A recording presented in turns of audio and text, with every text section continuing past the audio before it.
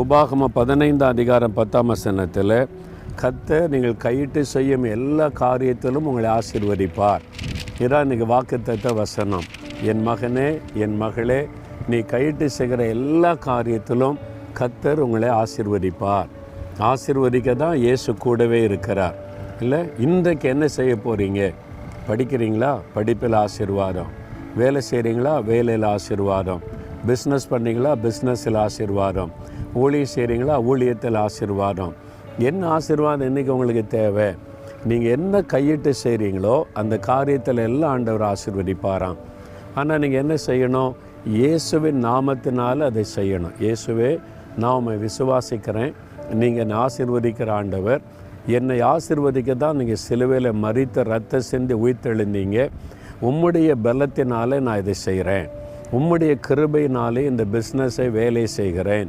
உம்முடைய பலத்தினாலே நான் எல்லாவற்றையும் செய்கிறதுனால என் கையின் பிரயாசத்தை நீங்கள் ஆசீர்வதிக்கிறதுக்காக ஸ்தோத்திரம். அப்படி சொல்லும்போதே அந்த ஆசீர்வாதத்தை காண்பீங்க. அப்படி சொல்கிறீங்களா? ஆண்டவரை பார்த்து சொல்கிறீங்களா? நீங்கள் என்னை ஆசீர்வதிக்கிறதுக்கு தான் என் கூட இருக்கிறீங்க, நான் கையிட்டு செய்கிறதெல்லாம் ஆசீர்வதிக்கிறதுக்காக ஸ்தோத்திரம். அப்படி சொல்லி பாருங்கள். இன்றைக்கு ஒவ்வொரு நாளும் நீங்கள் செய்கிற காரியம் எல்லாம் ஆசீர்வாதமாக இருக்கும். தகப்பனே, நீர் ஆசீர்வதிக்கிற தேவன், எங்களை ஆசீர்வதிப்பதற்காக கூட இருக்கிறீங்க. இந்த மகன், இந்த மகள் இன்றைக்கு செய்ய போகிற ஒவ்வொரு காரியத்திலும் உம்முடைய ஆசீர்வாதத்தை கண்டு மகிழும்படி ஆசீர்வதித்து மேன்மைப்படுத்தும். இயேசு கிறிஸ்துவின் நாமத்தில் ஆசீர்வதித்து ஜெபிக்கிறேன் பிதாவே. ஆமேன்.